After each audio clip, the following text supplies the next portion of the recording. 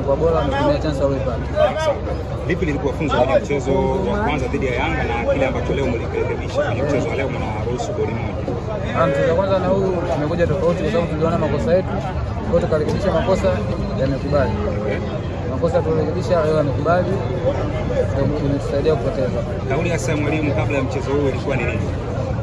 Sisi tuende tukacheze tu kama kawaida, tuwe makini zaidi ya mchezo. Mmeondokewa na kocha wenu mkuu na leo timu ilikuwa chini ya kocha msaidizi. Pengine kwenu kwa kama wachezaji mmewaathiri kwa namna gani? Hamna, wote makocha wetu, kwa hiyo tumecheza vile vile, wote tunasikiliza walimu wanachosema.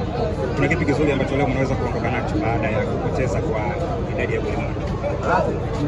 Kuna mazuri tumeona na kuna mabaya pia, kwa hiyo makocha wameona watafanyia kazi. Sawa, nafasi ya Coast si nzuri sana kwenye msimamo. Pengine mipango ilikoje kuifanya Coast imalize msimu wa ligi ikiwa kwenye mikono salama? Hilo tunajua, lakini tutafanyia kazi mechi zijazo. Lucas, leo umecheza vizuri, naweza kusema tukilinganisha na mchezo uliopita. Kwenu ninyi nahisi licha ya kucheza vyema, pengine ni kitu gani ambacho kimewasumbua hii leo kutoka kwa wapinzani wenu?